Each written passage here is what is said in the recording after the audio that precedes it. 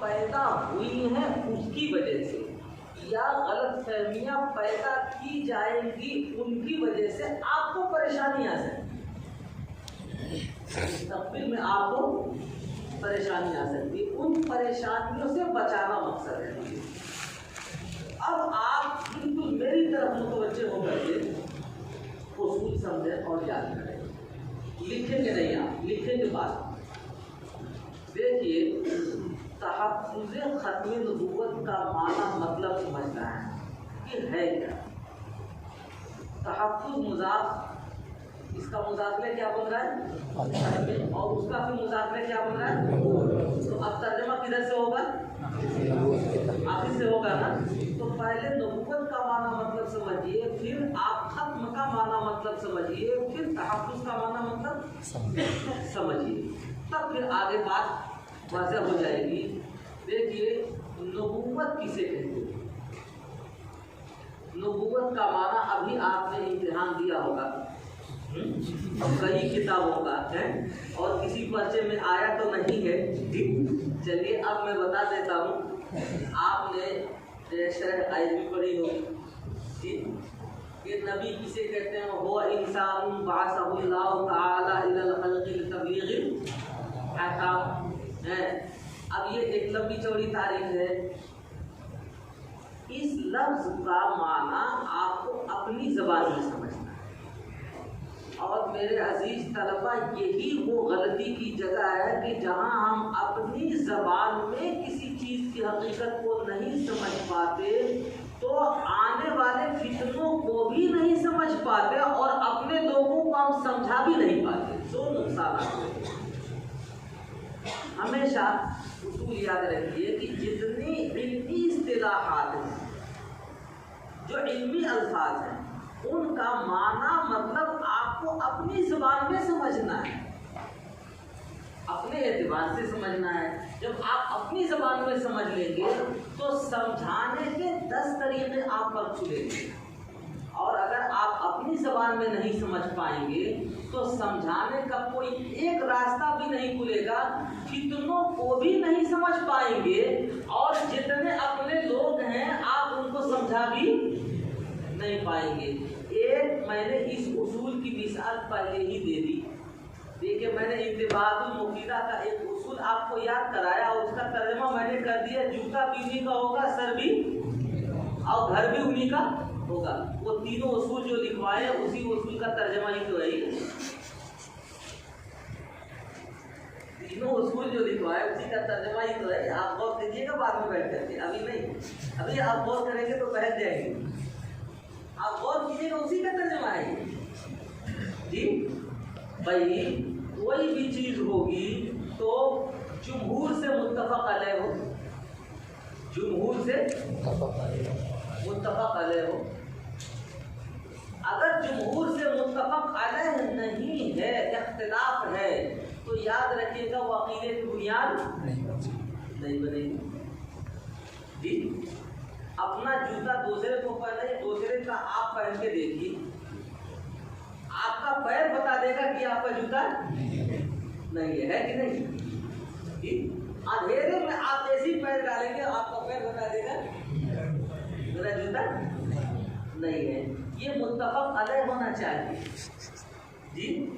اور نصوص کا ظاہر مدلول ہو، ظاہر نصوص کا جو نص ہے ظاہری اعتبار سے اس کو ثابت ہو رہا ہو، کشید کرنے کی ضرورت نہ پیش آئے، اور وہ اس کا سر ہے جی، وہ اس کا سر ہے۔ اس میں بھی کوئی تعبیر ہوتی ہے کیا؟ اس کے اندر تعبیر ہوتی ہے، اس میں کوئی تعبیر، سب اپنا سر جانتا ہے، پہچانتا ہے، اور سلف سے محفوظ اور منقول بھی ہوگا جی۔ گھر تو اس کا جب ہوگا جب رجسٹریشن ہو ہے، اس کے باپ دادا سے ملا ہوا، اس سے رجسٹری کروائی بھی ہو ہے، منقول بھی ہو، تو یہ اسی کا میں نے ترجمہ کرایا ہے آپ کو۔ ہمیشہ آپ علمی اصولوں کے لیے کوشش کریں گے، آج کے ڈیٹ سے کوئی بھی علمی اصول آئے تو آپ اس کے ماہرین سے ملیے، اس کے ماہرین اس کا الگ ترجمہ بتائیں گے آپ۔ اور ہوتا کیا ہے؟ ہوتا الٹا ہے کہ نکلا ہے سانپ اور بلایا جاتا ہے پرائم منسٹر. سانپ نکلا ہے تو سپیرے کی ضرورت ہے پرائم منسٹر کی؟ لیکن نکلا ہے سانپ اور بلایا جائے گا, مسئلہ حل ہوگا. موضوع ہے ختم نبوت کا اور بلایا اس کو جاتا ہے جس کو ختم نبوت کی خاص بھی مس نہیں ہے. حضرت یہی ہو رہا ہے میدان میں. اور دھوکہ دینے کے لیے حضرت کی طاقت کو اتنا لمبا کیا جاتا ہے کہ پورٹل میں جگہ ہی نہیں رہ جاتی, بلکہ کچھ نام دائیں بائیں لٹکا دیے جاتے ہیں, حواشی میں لٹکا دیے جاتے ہیں. یہ پوسٹر دیکھا نہیں دیکھا آپ نے؟ ایمانداری سے بتاؤ یہ فائدہ ہوگا یا نقصان ہوگا؟ یہی ہو رہا ہے میدان. جہاں ایسا آپ دیکھ لیجیے کہ جو موضوع ہے اس موضوع کا ماہر نہیں ہے, وہاں اپنے آپ کو بچا لیجیے گا, ورنہ وہ آ کے جو غلط سلط گند اڑیلے گا آپ کے دماغ میں آئے گا, سوالات آپ کو اب پیدا ہوں گے تو ان کے جوابات مولانا شاہ عالم حل کرنے والے نہیں ہے, اس لیے تو آپ کی جہالت سے ہوا رہے گا.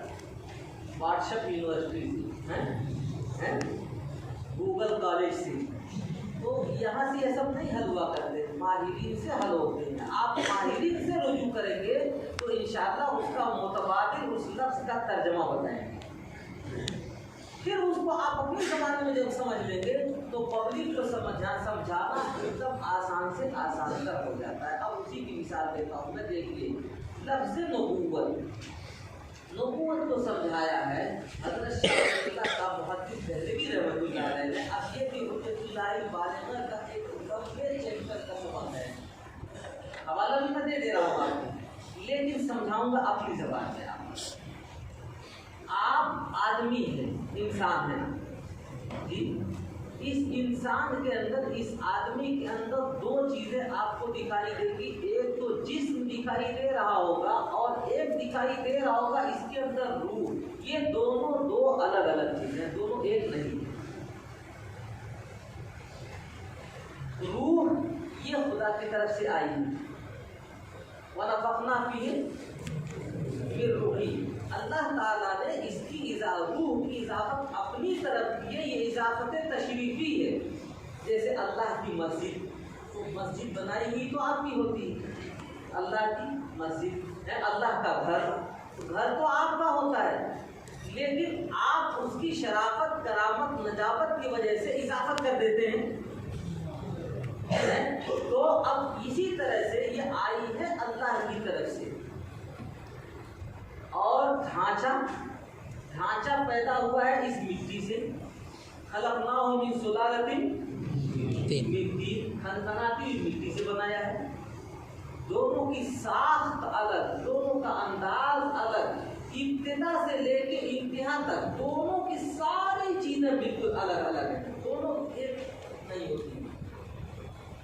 روح کتنی لطیف ہے, نہ دیکھنے میں آتی ہے, نہ سونگھنے میں آتی ہے, نہ پکڑنے میں آتی ہے, نہ چکھنے میں آتی ہے, نہ سننے میں آتی ہے, لیکن سمجھ میں آتی ہے کہ نہیں آتی ہے, آتی ہے. اچھا, تو یہ اتنا لطیف ہے, کیوں؟ یہ باری تعالیٰ تو اس سے بھی زیادہ لطیف ہے, باری تعالیٰ تو اس سے بھی زیادہ لطیف ہے. یہ وہاں سے آئی ہے نا. اور ڈھانچہ چکھنے, پکڑنے, چھونے, سننے, سمجھنے, ہر چیز میں آتا ہے. ابتدا بھی دونوں کی الگ, انتہا بھی دونوں کی الگ. انتہا کیا ہے؟ جب یہ دونوں آ کے ملے ہیں تو روح کے بارے میں مولانا صاحب یہ ابھی جا رہے ہیں چوتھے آسمان پر. دیکھیے ابھی پہلے ہی بتا دیا گیا ہے کہ عیسیٰ علیہ السلام کے پاس جانے کی ضرورت نہیں, وہ آئیں گے. آپ ان کے پاس کہاں جا رہے ہیں؟ آپ کے جانے ہیں سال بعد جا رہے ہیں اب مر جائیے نہیں آئیں گے نام نہیں میں آپ کو اسلام دلا رہا ہوں ہاں یہ اجماع امت کے ساتھ بھی ہے اور سلف خلف سے مضبوط بھی ہے کہ عیسیٰ علیہ السلام آئے یہ بھی جا رہا جی یہ بھی جا رہا چلیے تو میں عرض کر رہا تھا رات کو بھی جانے کی نیند ابتدا بھی الگ ان کی انتہا بھی الگ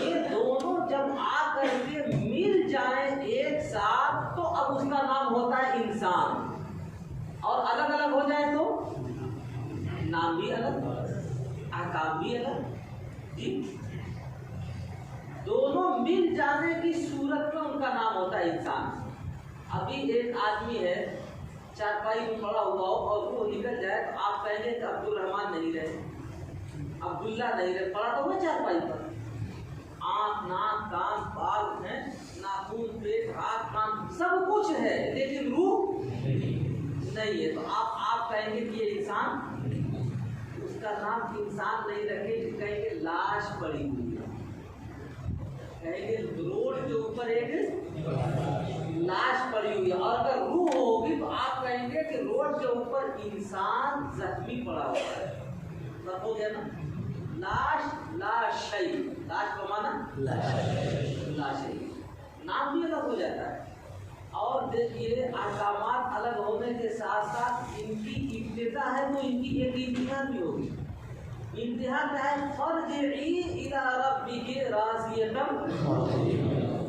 مرضیہ اور اس کے بارے میں مٹی کے بارے میں کیا ہے کہ منہا خلقناکم وفیہا نعیدکم ومنہا نخرجکم تارۃ اخری ابتدا بھی الگ انتہا بھی الگ ساری چیزیں الگ ہیں نا صرف ایک وقت آ رہا ہے جب انسان میں یہ دونوں چیزیں ڈھانچے میں آ کر کے مل جاتی ہیں تو اب اس کا نام رکھ دیا جاتا ہے انسان لیکن ابتدا اور انتہا ساری چیزیں الگ ساخت الگ ہیں ان کا قوام الگ نام الگ کام الگ احکام الگ ساری چیزیں الگ ہیں تو میرے دوستو یہ بتاؤ کہ ان کا نظام بھی تو الگ ہوگا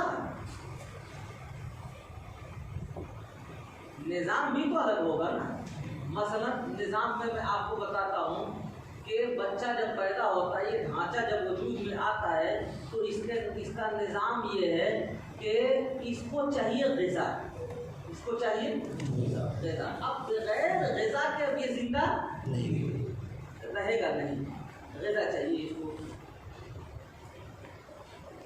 کیا ہے غذا اس کی اب طریقہ کار یہ ہے کہ جیسے یہ ڈھانچہ وجود میں آیا تو جس دن آپ آئے ہوں گے آتے ہی آپ نے گھنٹی لگائی ہوگی الارم بجایا ہوگا الارم بجاتے ہی ماں جب دودھ منہ میں ڈالتی ہے تو الارم بند ہو جاتا ہے چپ ہو جاتا ہے جی بچہ اور الارم بھی سب کا ایک ہی ہے آپ میں سے جو لوگ بنگال سے آئے ہوئے ہیں وہ بنگالی میں نہیں الارم بجائے یا جو لندن امریکہ میں رہتے ہیں وہ انگریزی میں نہیں بجاتے ایک ہی گھنٹی ہے اور وہی سب جگہ کام کرتی ہے لیکن آپ دیکھیے وہ گھنٹی کتنی کارآمد ہے کہ آپ کی ہر ضرورت پوری ہوتی رہتی ہے اسی گھنٹی رات کے 1 بجے آپ نے گھنٹی بجائی ماں کو سمجھ میں آ گئی بات کہ اسے سردی لگ رہی ہے یا پیاس لگ رہی ہے یا بھوک لگ رہی ہے کھانا چاہیے یا کیا چاہیے اور ضرورت اگر پوری نہیں ہوئی ہوتی تو یہ ڈھانچہ اتنا بڑا تھا کیسے پہنچایا ضرورت پوری ہوئی ہے نا یہ ہے خدا کی ربوبیت میں شامل یہ چیز اللہ تعالیٰ رب ہے ہر چیز رب ہے ہر چیز کی تو اللہ تعالیٰ رب ہے روح کے بھی اور اللہ تعالیٰ رب ہے جسم کے بھی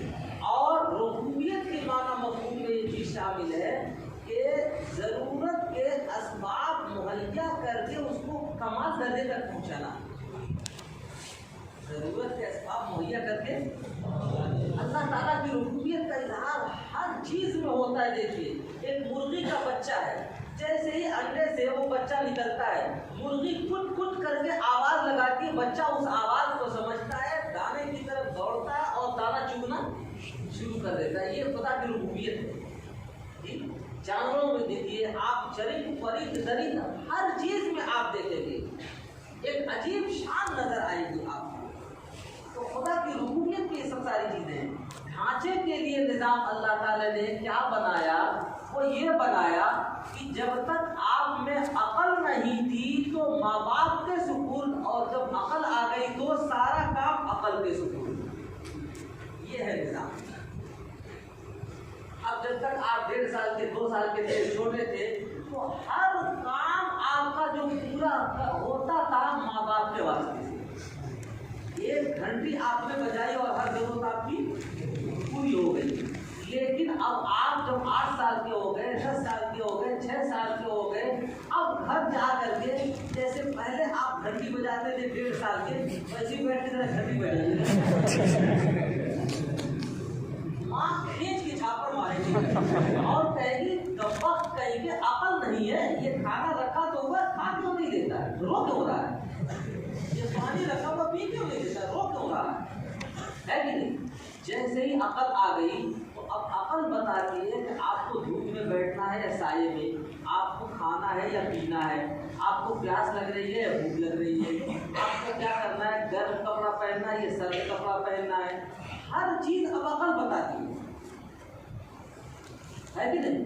اس ڈھانچے کا نظام اللہ تعالیٰ نے یہ بنایا ہے کہ وجود میں آنے کے بعد سے مٹی میں جانے تک، وجود میں آنے کے بعد سے مٹی میں جانے تک اس کا نظام یہ ہے کہ جب تک عقل نہیں تھی تو اس کے ورثہ کے سکون، اس کے ماں باپ کے سکون، اور جب عقل آ گئی تو ہر کام عقل کے سکون۔ اب عقل بتاتی ہے، چنانچہ بڑا ہونے کے بعد بھی جب وہ معاوف ہو جاتا ہے، پاگل ہو جاتا ہے، ذہنی توازن کھو دیتا ہے، تب بھی اس کے ورثہ اس کی دیکھ ریکھ کرتے ہوئے اس کی ضرورتیں پوری کرتے ہیں۔ لیکن جب عقل ہوگی تو ہر کام عقل کے سکون۔ یہ نظام تو سمجھ میں آ گیا نا ڈھانچے کا؟ اسی پر اس کی ابتدا ہے، اسی پر اس کی انتہا۔ جب ابتدا ہے تو انتہا بھی ضرور ہونی ہے۔ ایسا کوئی ڈھانچہ نہیں ہے کہ جو آیا اس وقت سے لے کے اور آج تک رہے اور قیامت تک رہے، ایسا کوئی ڈھانچہ نہیں ہے۔ اس کی ایک ابتدا ہے تو ایک نہ ایک دن انتہا اس کی ضرور ہوگی۔ اب یہی سوال پیدا ہوتا ہے کہ ڈھانچے کا نظام تو سمجھ میں آ گیا، روح کا نظام کیا ہے؟ جب ڈھانچے کو غذا کی ضرورت ہے کہ یہ اپنی ضروریات پوری کر کے اپنی انتہا کو پہنچے، تو روح کو بھی تو غذا کی ضرورت ہوگی، اس کو بھی توانائی تندرستی کی ضرورت ہوگی۔ تو وہ بھی جب آئی ہے یہاں تو اپنے خدا کے پاس جائے۔ تو روح جسم کے کا جو نظام آپ کے سمجھ میں آ گیا کہ عقل نہیں تھی تو ماں باپ کے سکون، اور آ گئی تو عقل کے سکون، اسی طرح سے آپ سمجھ لیجئے کہ روح کے لیے جو نظام ہے اللہ تعالیٰ نے اس کے غذا کا جو نظام بنایا ہے، اسی نظام کا نام نبوت ہے۔ اس نظام کا نام نبوت ہے، اور اس نظام کے لانے والے کو نبی کہتے ہیں۔ اب دیکھیے جب نبی آتا ہے تو ہمیشہ روح کی غذا لے کر آتا ہے خدا تعالیٰ سے۔ نبی آتا ہے تو یہ بتاتا ہے کہ دیکھو نماز پڑھنا، کیوں؟ دلیل کیا ہے؟ کیوں؟ تو جواب یہ ملتا ہے کہ یہ اس لیے نماز پڑھنا کہ اس سے تمہاری روح کو تازگی ملے گی، بالغگی ملے گی، بڑھوتری ملے گی، یہ خدا کے پاس راضیہ مرضیہ جانے کے لیے تیار ہوگی۔ نبی آتا ہے تو روح کا پیغام لاتا ہے، کہتا ہے چوری مت کرنا، کسی کا موبائل مت اٹھا لینا، کسی کے سامان میں خلل مت ڈالنا۔ کیوں؟ نبی آگے بتاتا ہے ایسا تم کو موقع ملا ہے، خاموشی سے کرنے کو تو کر لو گے لیکن تمہاری روح کو سکون نہیں ملے گا۔ نبی آتا ہے تو کہتا ہے کہ مال تم نے کمایا اور اس میں سے زکوٰۃ دینا۔ کیوں؟ ہر چیز کی علت یہ ہے کہ اس سے تمہاری روح کو سکون ملے گا۔ زنا مت کرنا، یہ غلط مت کرنا، جھوٹ مت بولنا، کسی کے خلاف سازش مت رچنا، کسی کے خلاف سازش رچا جائے تو اس میں شریک مت ہونا۔ کیوں؟ یاد رکھو تم کامیاب تو ہو جاؤ گے لیکن تمہاری روح کو سکون نہیں ملے گا۔ یہ روح تمہاری خدا تک راضیت مرضیہ جانے کے لیے تیار کسی قیمت پر نہیں ہوگی۔ ہمیشہ نبی آتا ہے تو روح اور روحانیت والے پیغام لاتا ہے۔ اب آپ کے سمجھ میں آیا کہ ڈھانچے کا جو نظام ہے تو اس کا نام عقل ہے۔ عقل ہو تو عقل کے سپرد، نہ ہو تو ماں باپ کے سپرد۔ اور روح کا نظام جو ہے اسی نظام کا نام نبوت ہے، اسی نظام کا نام قرآن ہے، اسی نظام کا نام حدیث اور سنت ہے، اسی نظام کا نام فقہ ہے، اسی نظام کا نام اسلام ہے، اسی نظام کا نام دھرم ہے، مذہب ہے، اسی نظام کا نام دین ہے، اب شریعت ہے۔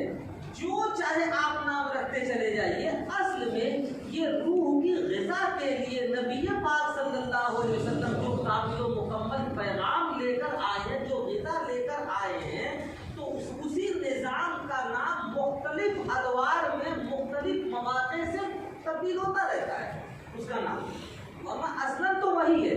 اور اس نظام کے لانے والے کو کیا کہتے ہیں؟ نبی کہتے ہیں۔ اب یہ اگر دونوں اصول آپ کے سمجھ میں آ گئے تو اب آپ غور کیجئے کہ اللہ تعالیٰ نے اس دین کو جو کامل و مکمل بنایا ہے، ان الدین عند اللہ الاسلام، اس نے اپنی پسندیدگی رضامندی وابستہ کی ہے، اس کو قیامت تک کے لیے دوام بخشا ہے۔ وہ کیوں بخشا ہے؟ اس لیے بخشا ہے کہ روح کے لیے جو غذا چاہیے تھی وہ غذا کامل و مکمل طور پر ہمارے نبی لے کر آ چکے ہیں۔ اس میں نہ کمی کرنے کی ضرورت ہے اور نہ اضافہ کرنے کی ضرورت ہے۔ کمی کرنا وہ بھی غلط، اضافہ کرنا وہ بھی غلط، کمی اور اضافے کا تصور کرنا وہ بھی غلط۔ دو لفظوں میں اسی کا ترجمہ میں نے یاد کرایا ہے آپ کو، کیا؟ محفوظ بھی ہے، مضبوط بھی ہے اور مشکوک نہیں ہے۔ اب آیا ترجمہ؟ جی، یہ کامل و مکمل نظام اللہ تعالیٰ نے اپنے نبی آخر الزمان محمد مصطفیٰ صلی اللہ علیہ وسلم کے ذریعے سے بھیج دیا، تو روح کی غذا جو چاہیے تھی وہ خالص مکمل ہمارے پاس ہے، تو مکمل ہے کہ نہیں ہے؟ اب آپ کو اسے اضافے کی کیا ضرورت ہے؟ جب مکمل ہے تو جو گلاس لبالب بھرا ہوا ہو اس میں ایک نہیں آدھا قطرہ بھی پانی ڈالو گے تو ہوگا کیا؟ اگر وہ اپنی جگہ بنائے گا تو اس میں سے نکلنے کے بعد ہی اس کی جگہ بنے گی جی۔ اور جب یہ مکمل ہے تو اس میں کمی کا احساس تم کو ہے کہاں سے؟ آدھے قطرے کی بھی گنجائش نہیں ہے۔ احادیث مبارکہ میں روایات اور آیات میں بے شمار مثالیں ملیں گی آپ کو۔ نبی پاک صلی اللہ علیہ وسلم نے اس کو سمجھایا کہ دیکھو بہت سارے لپاڑیاں آتے رہیں گے ایسے، کلہم یزعم انہ نبی اللہ، ان کا زعم ہوگا، ان کا دعویٰ ہوگا کہ وہ بھی اللہ کے نبی ہے۔ کیا مطلب اللہ کے نبی ہے؟ کہ وہ بھی روح کے لیے غذا لے کر آئے ہیں، وہ بھی روحانیت کا پیغام لے کر آئے ہیں، انہ نبی اللہ۔ لیکن حضور نے فرمایا کہ یاد رکھو کہ یہ سب کذاب لباڑیے ہیں، جھوٹے ہیں، انا خاتم النبیین۔ آخر مرحلے میں روح کے لیے جو غذا اور پیغام لانا تھا وہ مکمل لے کر میں آ چکا ہوں، یہ ہے خاتم النبیین۔ یعنی یہ سلسلہ حضرت آدم علیہ السلام سے چل رہا تھا اور آ کر کے نبی پاک صلی اللہ علیہ وسلم پر یہ غذا کامل و مکمل طور پر اب ایسی ہو گئی ہے کہ اللہ نے اس سے اپنی رضامندی وابستہ کر دی ہے۔ لا نبی بعدی، اس کے بعد روح کی غذا لانے والا کوئی نہیں ہوگا۔ لا نبی بعدی کا ترجمہ کر رہا ہوں، لیکن امتحان پہ لکھ دیں گے تو فیل ہو جائیں گے۔ لا نبی بعدی کہ اب روح کے لیے نئے سرے سے پیغام لانے والا کوئی نہیں ہوگا۔ کیوں؟